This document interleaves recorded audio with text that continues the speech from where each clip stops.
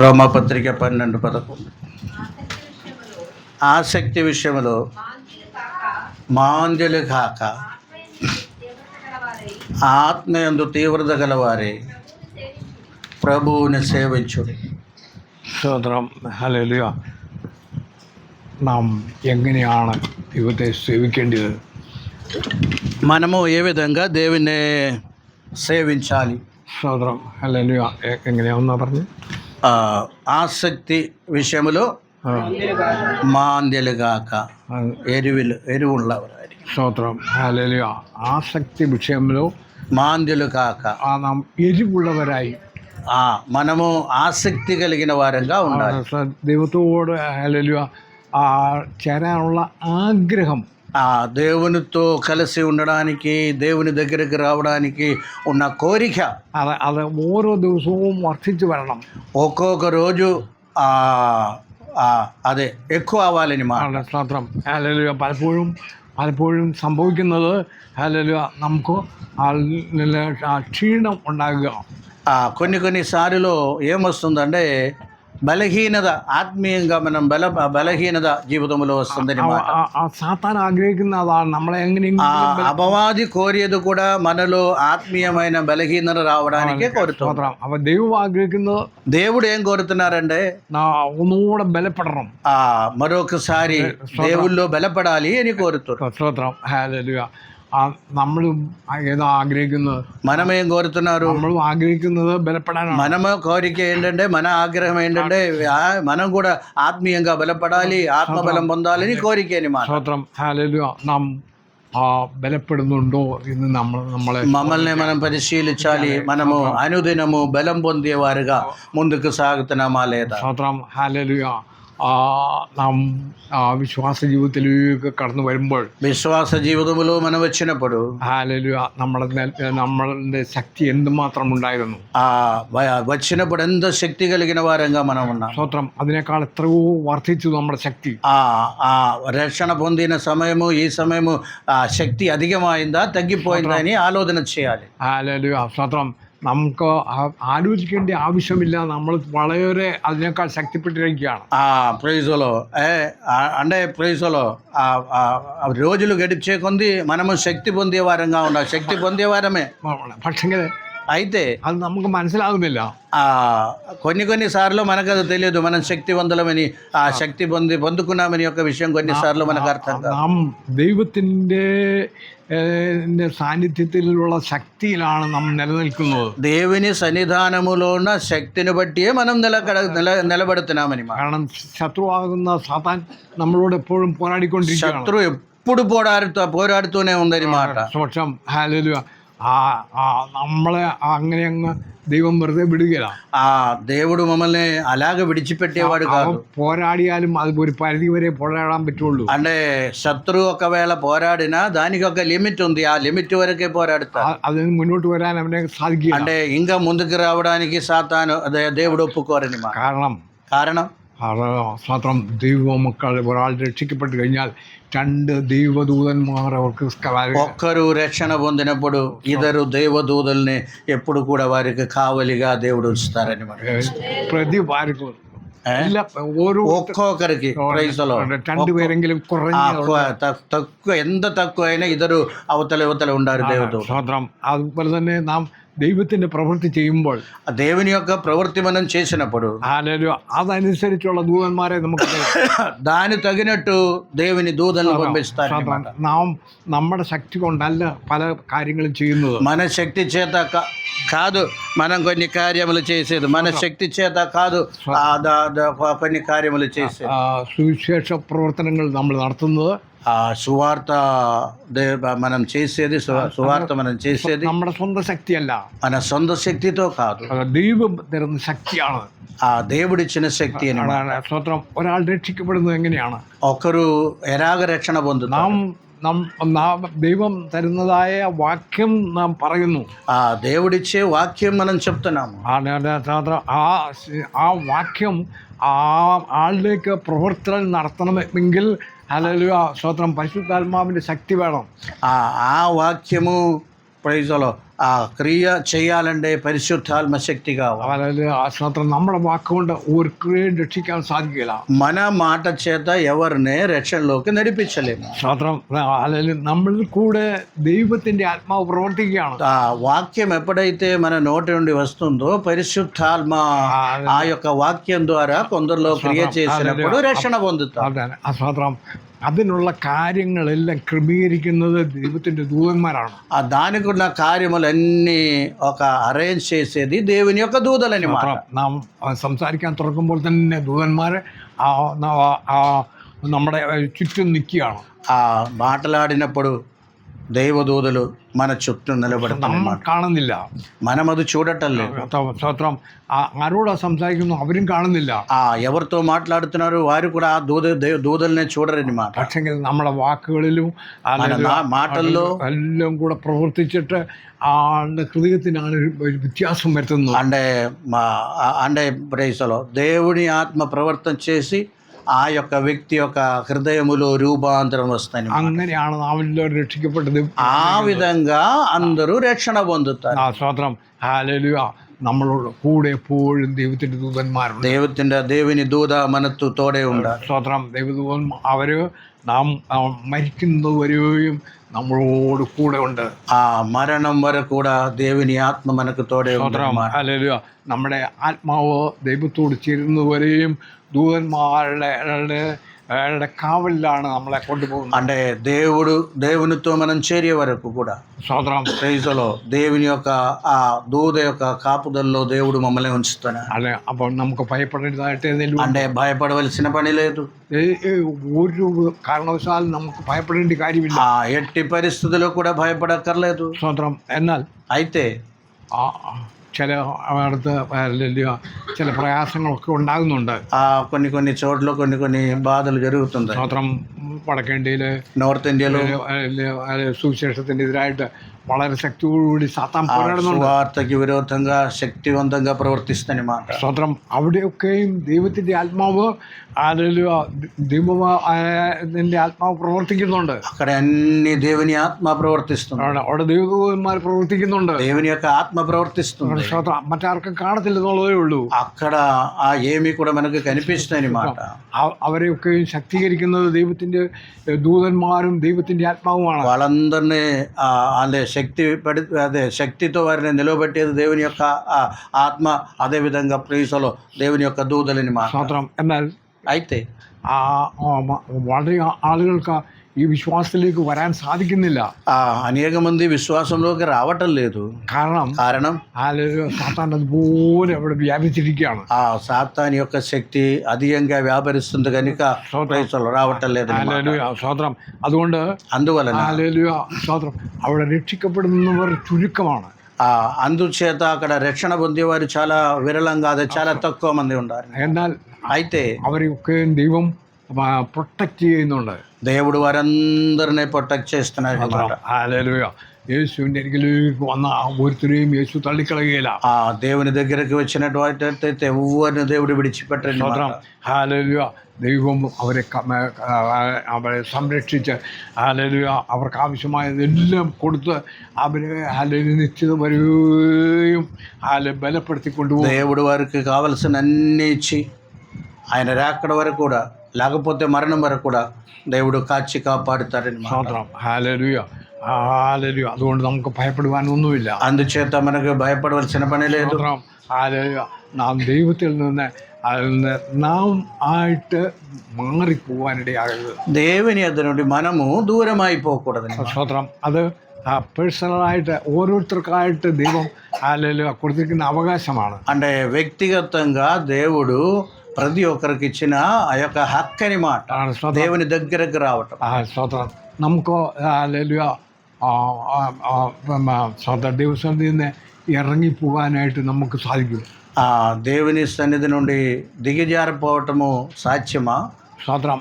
എല്ലാവർക്കും അതിനുള്ള അവകാശമുണ്ട്. అంటే ప్రైజ్లో దేవుని సన్నిధి నుండి దిగజారిపోవడానికి హక్కు ఉంది. സ്തോത്രം. എന്നാൽ అయితే ഹല്ലേലൂയ ആഗ്രഹിക്കാത്തവർക്ക് ഒരിക്കലും ഇറങ്ങിപ്പോകാൻ സാധിക്കില്ല. అంటే హక్కు రెండు రకాలుగా ఉంది.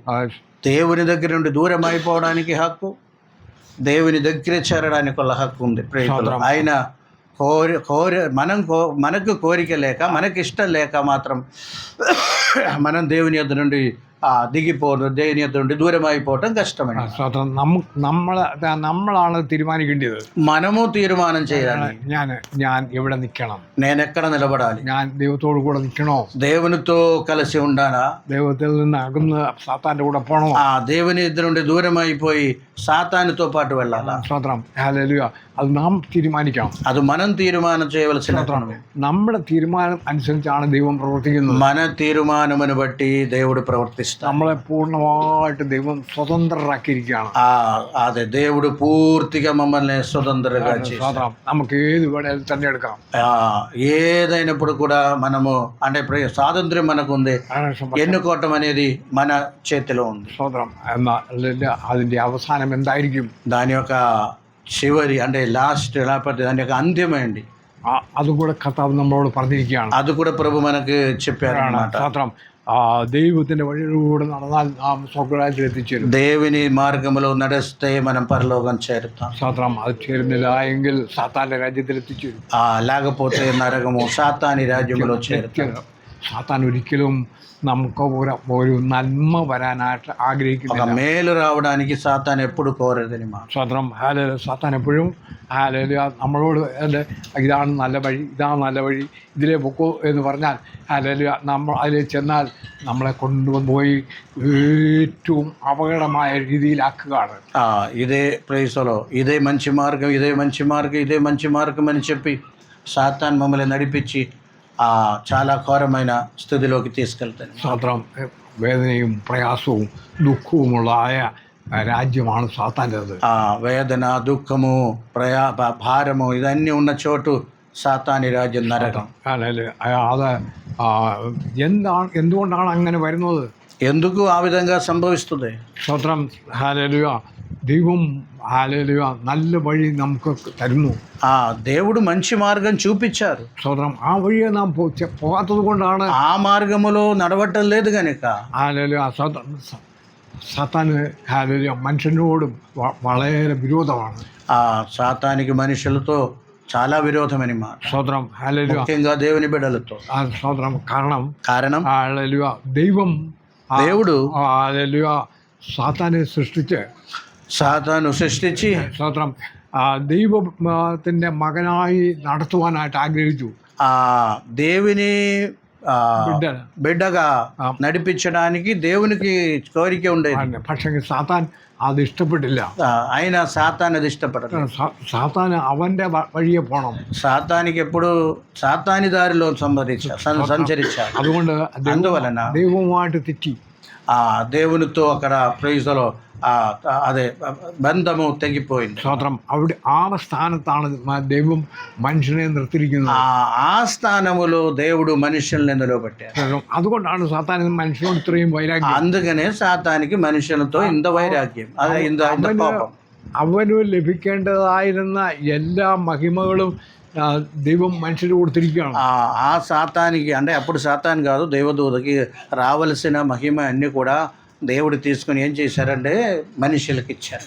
స్തోత్రం. അതുകൊണ്ടാണ് മനുഷ്യനെ അതിനോട് സാത്താൻ ഇത്ര വൈരാഗ്യം. అందుచేత అపవాదికి మనుషులతో ఇంత వైరాగ్యమని, కోపమని, ഏത് വിധേനയെങ്കിലും ഈ ദൈവസന്നിധിയിൽ നിന്ന് നമ്മളെ മാറ്റിക്കളയും. ఏ విధం చేతనైనను దేవుని సన్నిధిలో నుండి వారిని దూరపరచాలి. സ്തോത്രം. ഹല്ലേലൂയ.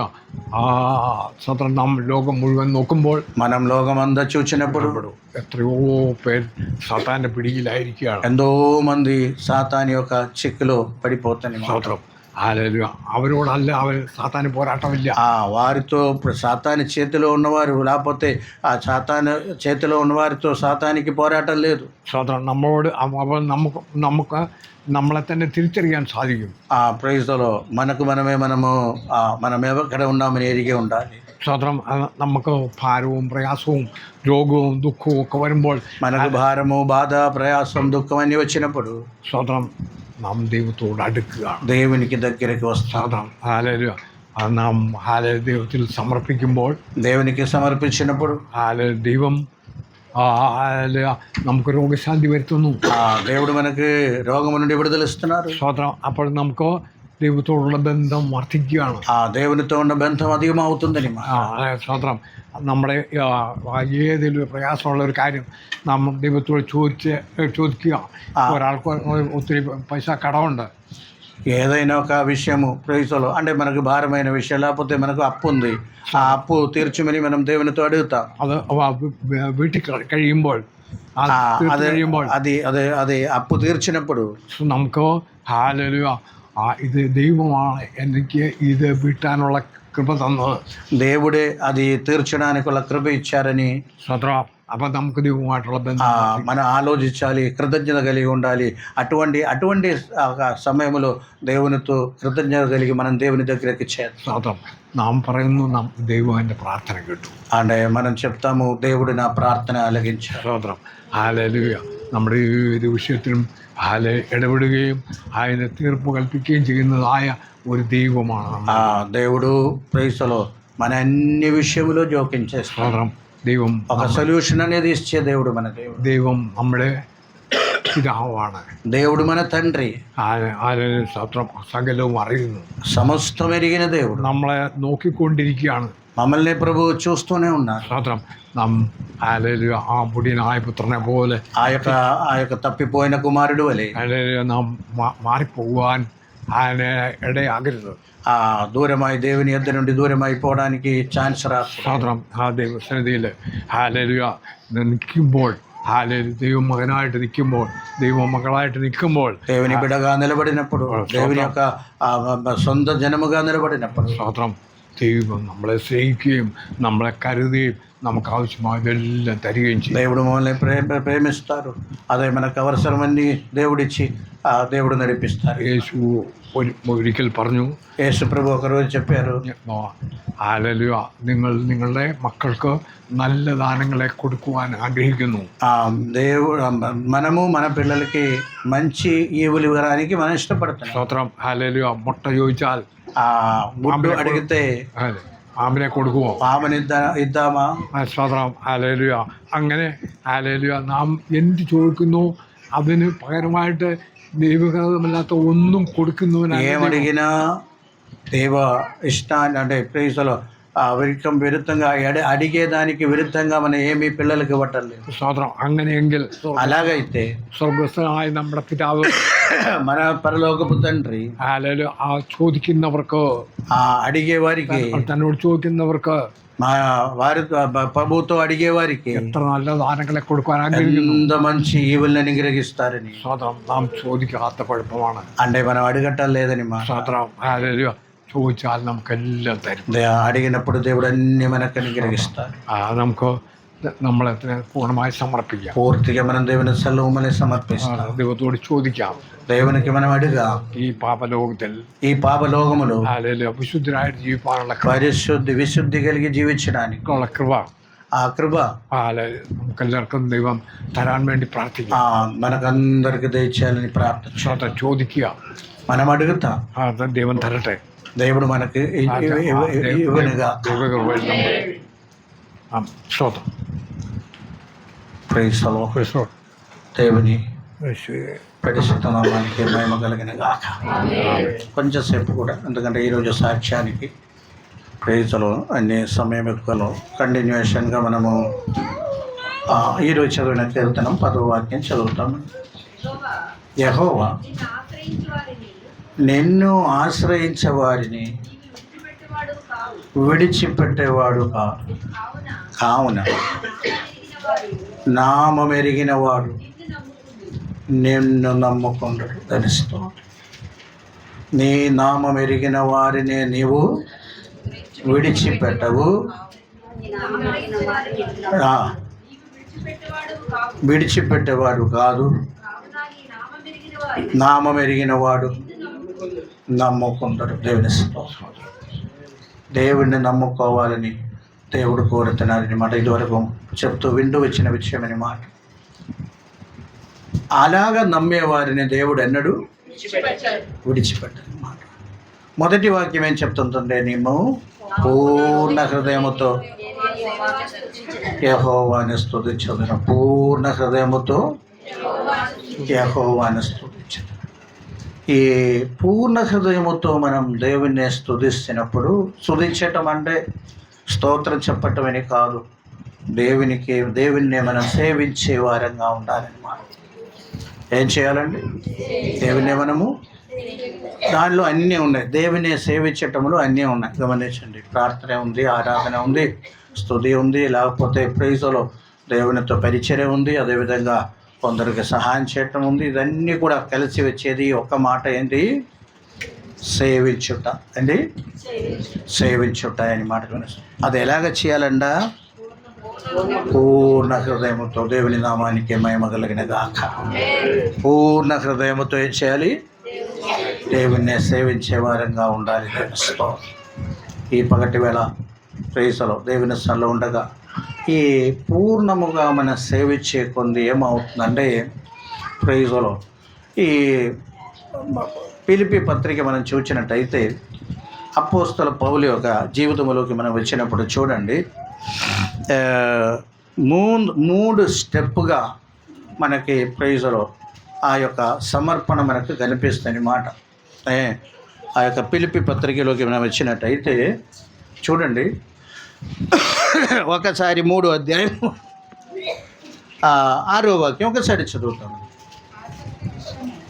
ఆసక్తి విషయంలో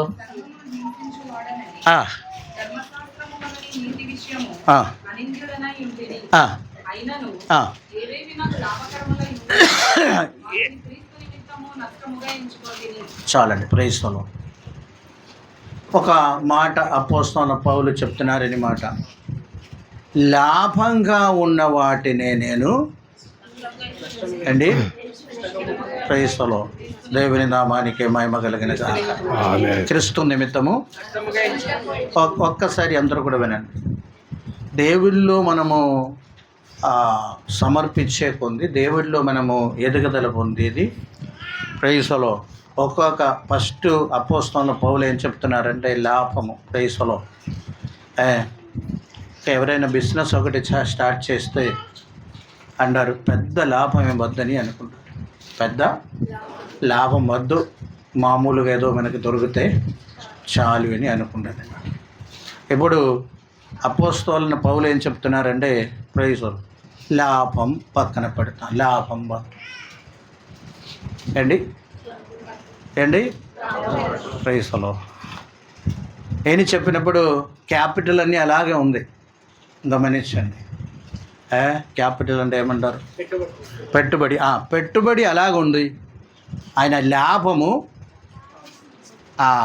ఆశించటం లేదు, లాభమైనది పక్కన పెడతాము, లాభం వద్దు అని చెప్తున్నారని మాట. అంటే సమర్పణం యొక్క ఒక్కొక్క స్టెప్పు నేను చెప్తున్నారని మాట. గమనించండి, మొట్టమొదటిగా అది లాభం అయితే లాభం వద్దు అని అనుకున్నాము. గమనించండి, ఆ విధంగా అపోస్తలుడైన పౌలు ఎదుగుదల పొందుచుండగా ఒక్కసారి మనం ముందుకు సాగినట్టయితే 8వ వాక్యం ఒకసారి చదవండి. నిశ్చయముగా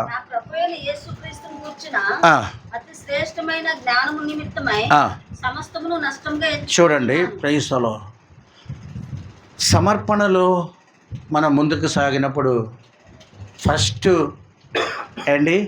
లాభం వద్దు అని అనుకుంటాం. పెట్టుబడి అలాగ ఉండిపోతుందని మాట.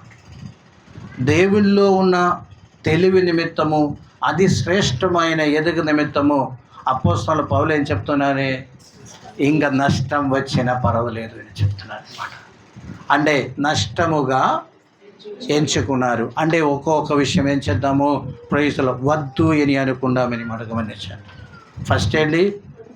లాభం మాత్రమే వద్దు అని అనుకున్నాము. ప్రైజ్లో ఇప్పుడు ఏం జరుగుతుందంటే, దేవునితో ఉన్న ప్రైజ్లో సహవాసము, సమర్పణను బట్టి ఇప్పుడు ఏం చెప్తున్నాడంటే, ప్రైజ్లో నష్టపడానికి కూడా నేను ఇష్టంగా ఉంది. నష్టపడానికి కూడా నేను కొంచెము క్యాపిటల్ నుండి, పెట్టుబడి నుండి కూడా కొన్ని నష్టమైనా పర్వాలేదు. అంటే ప్రైజ్లో దేవుని అంటే అక్కడ ఉంది దేవుని గురించి ఉన్న అది శ్రేష్టమైన తెలివి నిమిత్తం. అంత కూడా ఒక మాట కూడా చెప్పండి. శ్రేష్టమైన జ్ఞానం నిమిత్తము సమస్తము ప్రైజులు. అంటే ఫస్ట్ లాభాన్ని పక్కన పెట్టడానికి అంత శ్రేష్టత లేదు, అంత జ్ఞానం దేవుడి గురించి ఉన్న జ్ఞానము తెలివి లేదని మాట గమనించండి. ప్రైజులో అది మన జీవితంలో ఒక్కసారి అప్లై చేద్దామండి. ధ్వనిస్తాం త్యాగం అనుభవించడానికి ఎప్పుడు ఇష్టపడతామంటే దేవుని ప్రేమలో మనం ఎక్కువ ఇమిడి ఉన్నప్పుడు త్యాగం అనుభవించడానికి ఇష్టపడతామని మాట ధ్వనిస్తాం. ప్రైజులో సమర్పణ ఎక్కువ ఉండే మనము త్యాగం అనుభవిస్తాం. గమనించండి. ప్రైజులో అంటే సమర్పణ కొంచెమే ఏంటి లాభం ఏంటి లాభము వద్దు అని అనుకున్నాం. లాభము వద్దు అని అనుకుంటాం. దేవుని నామానికి మహిమ కలిగిన గాక. దేవుల్లో ఎదుగుదల పొందే కొంది, దేవుల్లో మనము ఎదుగుదల పొందే కొంది ప్రైజులో ఏం చేస్తున్నారంటే నష్టపోవడానికి కూడా ఇష్టపడుతున్నారు అన్నమాట. నష్టపోవడానికి కూడా ఇష్టపడుతున్నట్టు దేవుని వాక్యం మనకు బోధిస్తుంది. ఎప్పుడు దేవుల్లో పూర్ణంగా సమర్పిస్తాం అంటే సమర్పణ ఎక్కువ అయిపోయింది. లేకపోతే దేవుణ్ణి ఎక్కువ ఎరిగే కొంది ప్రైజులో, దేవుణ్ణి ఎక్కువ మనం అనుభవించే కొంది ప్రైజులో ఈ లోక ప్రకారమైనది లేకపోతే ఏదైనా నష్టమైన పర్వాలేదు అని చెప్తూ ఉంటాం. దేవుని నామానికి మహిమ కలిగిన గాక. హల్లెలూయా. ఒకప్పుడు పోలేని మనం అనుకోను, కానీ ఇప్పుడు ఏమనుకున్నాము, నష్టమైంది పర్వాలేదు, పోన్లే దేవుని పేరిట ఏం చేద్దాము, కొంచెం నష్టం అనుభవిస్తాం, లేకపోతే కొంచెం కష్టం అనుభవిస్తాం, లేకపోతే ప్రేయసులో కొందరు కూడా నేను పంచుకున్నాము, నేను ప్రేయసులో ఇస్తాను, ఇటువంటి కొన్ని ఆలోచనలు వస్తాయని మాట ధ్వనిస్తూ. అంటే ఇది కూడా ఒక మాటలో చెప్పాలంటే దేవుల్లో ఉన్న ఆత్మీయమైన ఎదుగుదల యొక్క భాగమని మాట ధ్వనిస్తుంది. హల్లెలూయా. జక్కయ్య ఏం చేశారు, రక్షణ పొంది, గమనించండి, రక్షణ పొంది ప్రభు ఎప్పుడైతే లెక్క యొక్క ఇంటికి వచ్చారో ప్రైజులో గమనించండి, అక్కడ నుండి తీర్మానం ఏం చేసుకున్నారంటే ప్రైజులో లాభం వద్దు అని అనుకున్నారు. అదేవిధంగా నష్టపోవడానికి ఇష్టపడారు. గమనించండి. అంటే లాభం అంటే ఇంకా నేను అన్యాయంగా తీసుకోను, అదేంటి లాభం వద్దు, ఇంకా నేను అన్యాయంగా తీసుకోను. తర్వాత ఏమన్నారంటే నా ఆస్తిలో నా నెక్స్ట్ స్టెప్ ఏంటంటే ఏదైతే తీసుకున్నానో దానికి 4 రెట్టి తిరిగి ఇస్తాను. అదొక స్టెప్. చివరిలో ఏమన్నారు తెలుసా, నా ఆస్తిలో సగము పేదలకి. అర్థమైందండి ఆ స్టెప్ ప్రైజులో. ఫస్ట్ లాభం వద్దు, ఏదైతే సర్కారు చెప్పారో అదే నేను తీసుకున్నా. నెక్స్ట్ సంతోషం పెరిగింది, అందులో ప్రభు వచ్చినారు, అదే సంతోషం పెరిగింది. అది ఒక్కరోజు అనుభవమైన మన జీవితంలో అది ప్రైజులో రోజులు గడిచే కొంది కలగవలసిన ఆ యొక్క అనుభవాలని మాట అక్కడ చూపిస్తుంది మాట. అదొకే మాటలో రాశారు ప్రైజులో, ఇంకా మీదట నేను ఎక్కువ వసూలు చేయను, తరువాత ఏదైతే అధికం తీసుకున్నానో నేను తిరిగి ఇస్తాను. ఇప్పుడు ఏ స్థాయికి వచ్చిందంటే నా ఆస్తిలో ప్రైజులో. ఇదేనండి దేవునికి సమర్పించే కొంది, దేవుల్లో ఉండే కొంది. మనకు అపోస్తలుడైన పౌలు జీవితంలో కూడా ఇంకొక స్టెప్ కూడా ఉంది. చూడండి ప్రైజులో 10-11 వాక్యం ఒకసారి చదవండి. ఏ విధం చేతనైనను మరుదుల్లో నుండి పునరుద్ధానం కలగవలనని మరణ విషయములో సమాన అనుభవం గలవాడనే ఆయనను ఆయన పునరుద్ధాన బలము ఎరుగు నిమిత్తము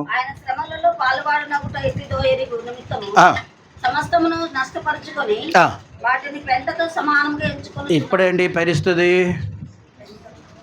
చెప్పండి. సమస్తమును పెండతో దేవుని నామానికి మహిమ కలిగిన గాక.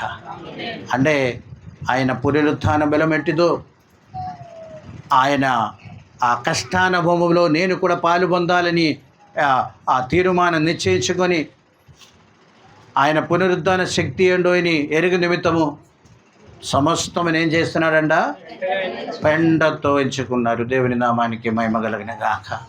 అంటే పెండ అంటే రెబ్బిష్, పాడేసేది క్రీస్తులో ఏంటది, పాడేసేది. అంటే దేవునితో ఉన్న అనుబంధాన్ని బట్టి, దేవునితో ఉన్న సహవాసముని బట్టి ఆయనకు కలుగుతున్న ప్రైజ్లో స్టెప్ బై స్టెప్ ప్రైజ్లో సమర్పణ భావం మనం తెలుసుకోవాలి. దేవుని నామానికి మహిమ కలుగును గాక.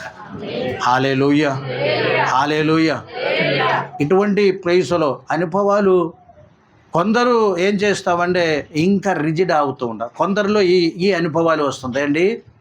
ప్రైజ్లో ఒక ప్రైజ్లో 10% త్యాగం అనుభవించడానికి బిగినింగ్లో రక్షణ పొందినప్పుడు ఇష్టమైతే, ఇంకా కొందరు దేవుల్లో ఉండి ఒక 50 వరకు త్యాగము అనుభవిస్తారు.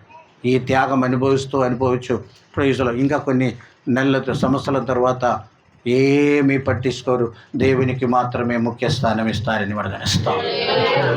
ఏం నష్టపోయిన పోలే ప్రైజ్లో, ఇచ్చే విషయంలో ప్రైజ్లో, లేకపోతే కూలి వాళ్ళకి ఇచ్చే విషయంలో, లేకపోతే పక్కన వాళ్ళకి అన్నిటికీ కొంచెము ప్రైజ్లో ఆ యొక్క విశాలత అనేది హృదయమును కలుగుతుందనమాట. విశాలత అనేది అంటే దేవుల్లో ఎదియకుండా మనకి హృదయ విశాలత రావాలి. దేవుని నామానికి మహిమ కలిగిన గాక. హల్లెలూయా. ఫస్ట్ ఏంటంట, లాభం వద్దు అనుకున్నారు, తరువాత నష్టం వచ్చినా పర్వాలేదనుకున్నారు, తరువాత సమస్తమును పెండతో సమానము. దేవుని నామానికి మహిమ కలిగిన గాక. హల్లెలూయా. క్రైస్తవులకి, దేవుని బిడ్డలకి ఇదే అనుభవం, ఆత్మీయ అనుభవం, ఇదే అనుభవం కలిగి ముందుకు సాగే వారంగా ఉండాలి. ఎదిగేతుకుంది. అందరూ వినండి. ఇందాక మనం 1 రోజులో 2 రోజులో కాదు, మొన్న ఎప్పుడో నేను చెప్పాను, దేవుడి లోకములో మమ్మల్ని ఉంచడానికి కారణం ఇది. ఫస్టే నిన్ను తీసుకున్నట్టయితే నీకు ప్రతిఫలం పెద్దగా ఏం లేదు. గమనించండి, రక్షణ పొందిన రోజులో తీసుకుంటే ప్రతిఫలం పెద్దగా ఏమీ లేదు, పరలోకం వెళ్తాం అందే. కొన్ని రోజులు ఇక్కడ ఉండి ప్రైజ్లో త్యాగపూరితమైన త్యాగము, సమర్పణం కలిగి జీవించినప్పుడు ఆ సమర్పణను బట్టి నీకేం కలుగుతుంది? ప్రతిఫలం ఉందని మాట. దేవుని స్తోత్రం. ప్రతిఫలం ఉందని మాట. అక్కడ వెళ్ళినప్పుడు మనం ప్రతిఫలం లేని వారిగా ఉండకుండా ప్రతిఫలం పొందే వారంగా ఉండాలి. దేవుని నామానికే మహిమ కలిగిన గాక. చూడండి, ఆ భాగం మీరు చదివినప్పుడు ఇంకా ఎక్కువ అర్థం అవుతుందని మాట. ఒక్కొక్కసారి దేవునితో అనుభవం మీకు అర్థం అవుతుందని మాట. గమనించండి. లాభమైనదన్నీ కూడా అంటే శారీరంగా తనకు గర్వించడానికి చాలా ఉంది, కానీ దేవుని నిమిత్తం నేనేం చేస్తున్నాము దానినే లాభమైనదన్నీ కూడా నష్టంగా. అంటే ప్రైజ్లో ఇంకా పెట్టుబడి నష్టం కాలేదు. గమనించండి. తర్వాత ఏం చెప్తున్నారంటే, అన్ని సమస్తమని నేను నష్టపరచుకున్నాను. తర్వాత చెప్తున్నాను, ఏ విధం చేత నేను మరుగులో నుండి ఏం చేయాలి? పునరుద్ధానం పొందవాలని సమస్తమును నేను పెండగా ఎంచుకున్నాను. దేవుని నామానికి మహిమ కలిగిన గాక. అంటే ప్రైజ్లో హృదయ విశాలదని బట్టి గమనించండి.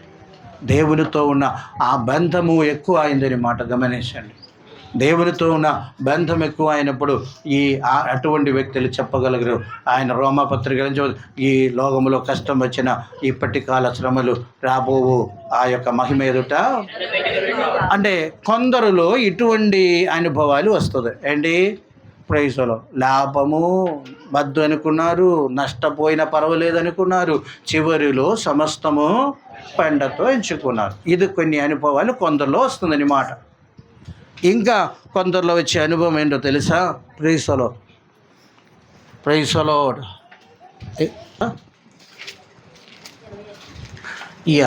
ఏంటది?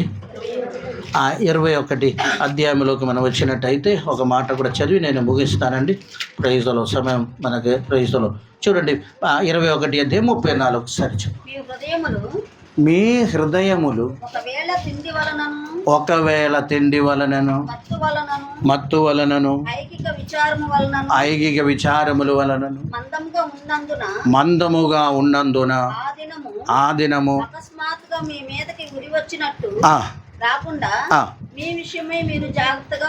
ఉండుడి. ఆ దినము అందరి మీదకి అకస్మాత్తుగా వచ్చును. కాబట్టి జరగబో వీటిలన్నిటి తప్పించుకున్నట్టుకు మనుష్య కుమారుని ఎదుట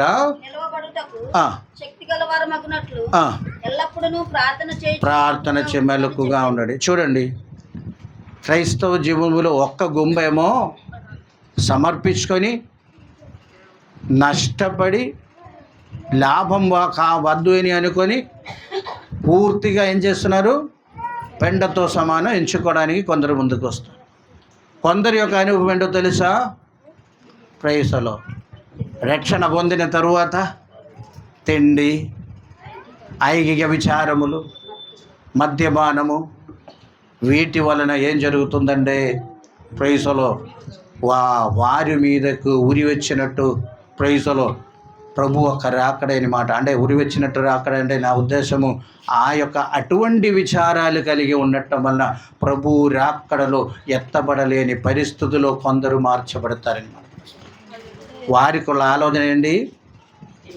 తిండి, ఇంకా కొంచెం సంపాదించాలి, ఇంకా కొంచెం, అంటే తిండి, ఐక్య విచారం, ఇదన్నీ కూడా దానిలో వస్తుంది. ఏంటి? వారి ఒకసారి చదవండి. తిండి వలనను, మత్తు వలనను, ఐహిక విచారములను, మందముగా ఉన్నందున ఆ దినము అకస్మాత్తుగా. అపోస్తలుడైన పౌలు జీవితములో ఈ యొక్క ప్రైసులో ఐహిక విచారములు ఉందా? లేదు. గమనించండి. అంటే కొందరు ప్రైజులో సరి అయిన డైరెక్షన్లో ముందుకు సాగుతారు. కొందరు ఏం చేస్తుంది? ఈ లోక సంబంధమైన విషయాల్లో ఏం చేస్తున్నది? ప్రైజులో ఆ యొక్క చాలా అదే ప్రైజులో జస్ట్ ఈ లోక సంబంధమైన విషయంలో ఉండి ఆ దినము, ఏ దినము? ప్రభు రాక. అంటే అపోస్తలుడైన పౌలు ఏం చెప్తున్నారు? ఆయన అంటే ప్రైజులో ఏ విధం చేతను నిన్ను మరణములో నుండి పునరుత్థానం కలిగానని ఆశ కలిగి సమస్తం పెండతో ఎంచినప్పుడు, ఇక్కడేమో ఒక గ్రూప్ ఏం చేస్తుంది? ఇంకా కొంచెము కొనుక్కోవటము, ఇంత నిద్రపోవటము, ఇంకా ప్రైజులో ఏంటి ప్రైజులో తిండి, అహియ విచారము. ఇక్కడ ఏమొస్తుందంట? ఆల విధంగా ఉండి ఆ దినం ఎలాగ వస్తుందంట? ఉరి వచ్చినట్టు వస్తుంది. ఈ పగటి వేళ ప్రైజులో ముందుకు సాగేవారమా? అంటే సమర్పణ ఎక్కువ అయ్యేవారమా? లేకపోతే ప్రైజులో వెనక్కి వచ్చేవారమా అని ఆలోచన చేసేవారంగా ఉండాలి. దేవుని నామానికి మహిమ కలిగిన గాక. ఈ విచారములు వచ్చినప్పుడు త్యాగం కుదరదు, సమర్పణం కుదరదు. ఎంత స్వార్థపరులుగా మారుతారు. గమనించండి. ఏంటది? స్వార్థపరులుగా మారుతారు. ప్రైజులో వారికి ప్రభు రాకడ అనేది ఉరి వచ్చినట్టు. అందుచేత ఏంటి? ఇటువంటి పరిస్థితి నుండి విడుదల పొందడానికి ఏం చేయాలంట? మెలకుగా ఉండి ప్రార్థన చేయండి. దేవుని నామానికి మహిమ కలిగిన గాక. హల్లెలూయా, హల్లెలూయా. ప్రైజులో ఆశ అర్థమైందండి. ప్రైజులో కొందరి యొక్క సమర్పణ ఏమవుతుంది? పెరుగుతుంది. సమర్పణ కలిగి ఉంది. లోక సంబంధమైన విషయాల మీద ఏమీ లేదు, అన్నీ సమస్తం పండైన మాట. ఇంకొక గుంపు ఏంటంటే తిండి, ఐక్య విచారములు, మత్తు. దీనిలో ఇదండి విశ్వాసుల గురించి గమనించండి. ఆ విధంగా వెళ్ళిపోతారు. అప్పుడు ప్రభు రాకడ వారికి ఏంటంటే ఉరి వచ్చినట్టు. అంటే ప్రైజులో 10 మంది కన్యల గురించి మనం చదువుతున్నాము. ప్రైజులో 5 మెలకుగా ఉన్నారు. ప్రైజులో అలర్ట్గా ఉన్నారు. మంచి ప్రైజులో ఎదుగలిగి ఉన్నారు. 5 అలర్ట్గా లేదు, సిద్ధపడలేదు.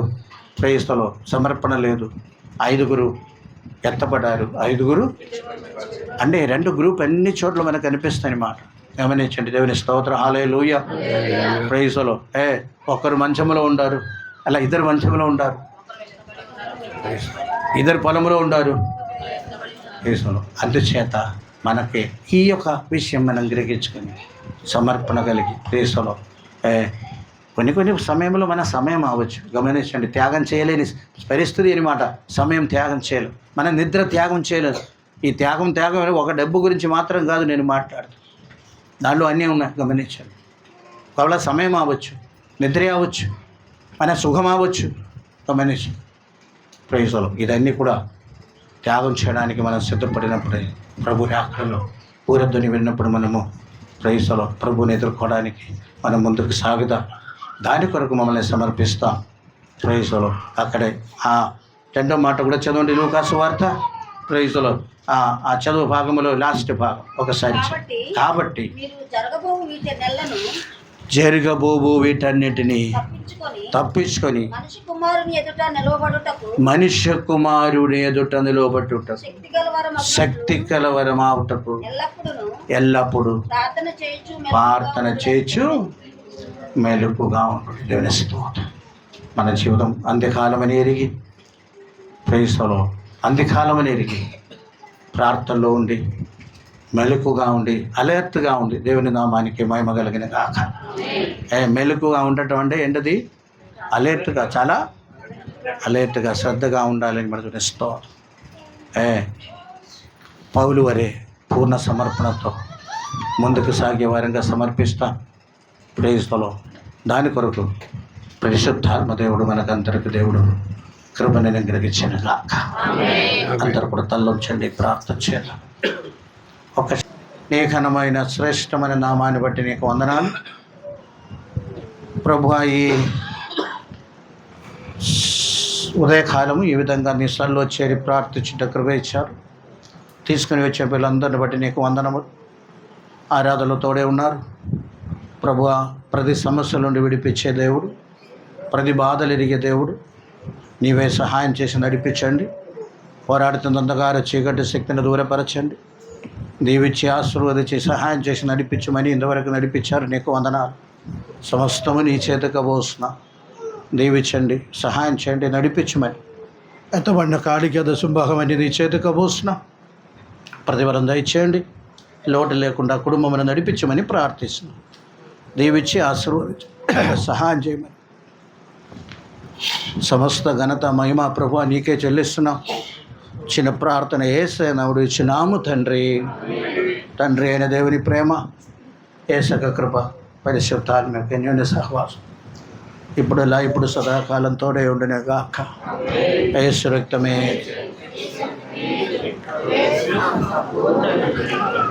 ఆమేన్. అందరికీ వందనాలు.